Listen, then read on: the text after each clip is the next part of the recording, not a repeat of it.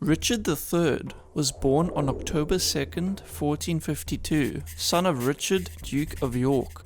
He had been brought up during the Wars of the Roses, a series of civil wars fought over the English throne between the houses of Lancaster and York. His father had a strong claim to the throne. This inevitably led to the Wars of the Roses. Richard, Duke of York, chose to challenge the weak rule of King Henry VI, a Lancastrian, marking the beginning of the Wars of the Roses. However, he was slain in the Battle of Wakefield in 1460. His son, Edward, Earl of March, led the Yorkists to victory at the Battle of Towton, becoming king and establishing Yorkist control. Richard remained loyal to Edward IV, both militarily and politically. As for Henry VI, he was imprisoned in the Tower of London, where he was likely murdered in May 1471. Edward IV would rule until his death in 1483. In Edward IV's will, he nominated his trusted brother Richard as Lord Protector of the realm. He would rule England until Edward's son, Edward V, came of age. Upon learning of the king's death, Richard moved swiftly to consolidate his power. He intercepted Edward V and his entourage on their way to London, taking the young king and his brother, Richard, into custody. They were held within the Tower of London, supposedly for their protection. Richard began to challenge the legitimacy of Edward V's claim to the throne, claiming Edward IV's marriage was invalid. Richard's usurpation was ultimately successful, as Edward's children were declared illegitimate. He was proclaimed King Richard III on June 26, 1483. The Princes in the Tower refers to one of the great mysteries of English history, as they were never seen alive again. The last recorded sighting of them was in 1483, shortly after Richard III's coronation. The common assumption is that Richard III had them killed to secure his hold on the throne. Regardless, his reign would only last for a matter of 2 years. He was generally depicted as the worst and most wicked of kings. Some of those charges are now regarded as excessive or the work of his enemies.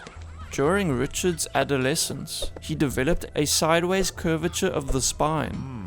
A modern documentary conducted tests with a volunteer with the same condition, proving that he could fight and ride a horse well, though he could tire quicker due to the reduction of space for the lungs to expand. There were 2 major rebellions against Richard during his reign. In October 1483, a revolt was led by Henry Stafford, a powerful noble. Henry Stafford had supported Richard's claim to the throne. However, he led a rebellion which aimed to replace Richard with Henry Tudor, a Lancastrian. Henry attempted to raise an army and consolidate with rebels around England, but due to severe weather, he struggled to gather forces and move them in time. He was unable to muster sufficient support. Buckingham fled, but was captured partly due to the betrayal of his own men. Many of his supposed allies failed to show up or switched sides to support Richard once it became apparent that the rebellion was faltering. Richard also acted swiftly against the rebellion. Henry was executed on November 2nd, 1483, ending the rebellion. The second rebellion was led by Henry Tudor, a prominent Lancastrian who was in exile in Brittany, France, so that he could avoid attempts on his life.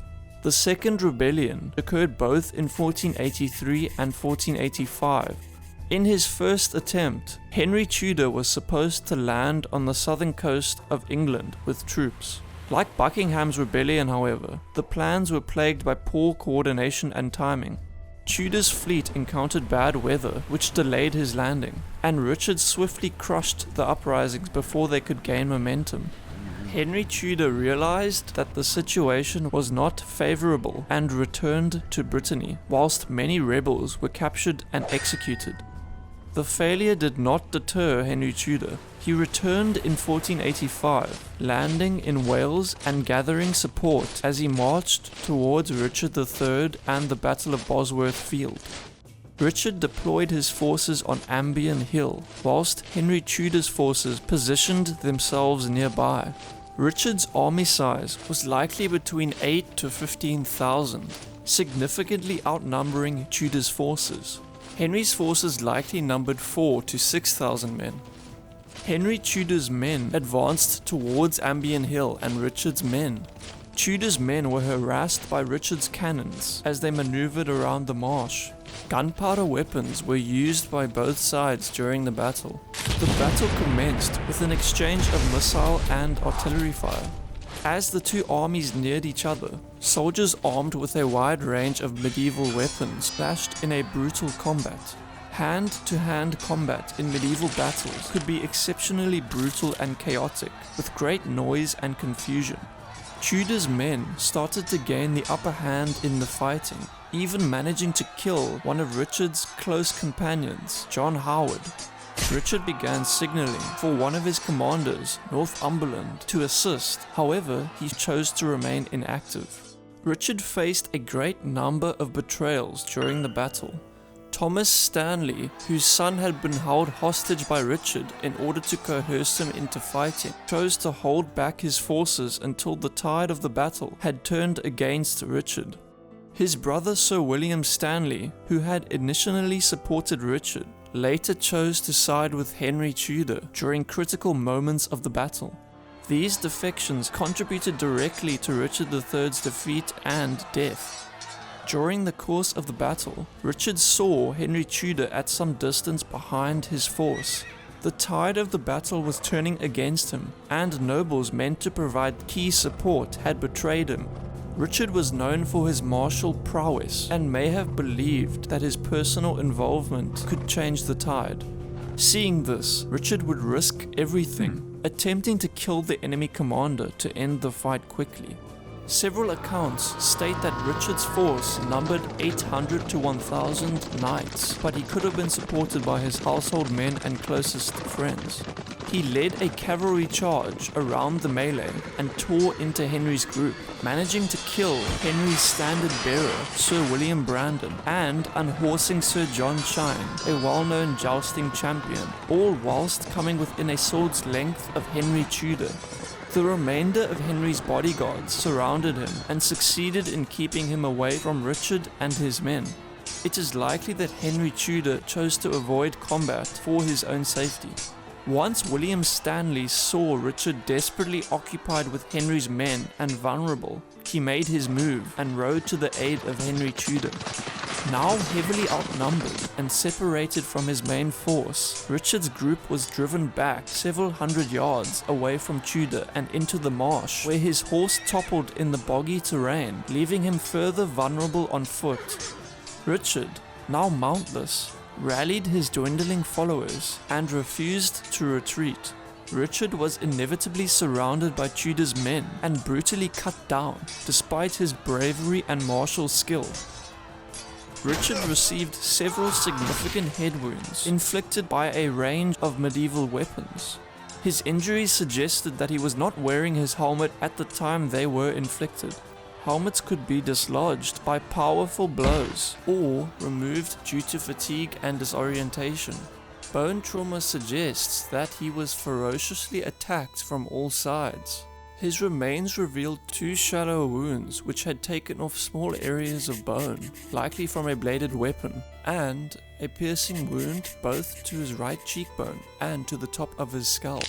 There was a large portion of bone cleaved off at the base of the skull, which was most likely caused by a weapon such as a halberd, a wound which would have been instantly fatal.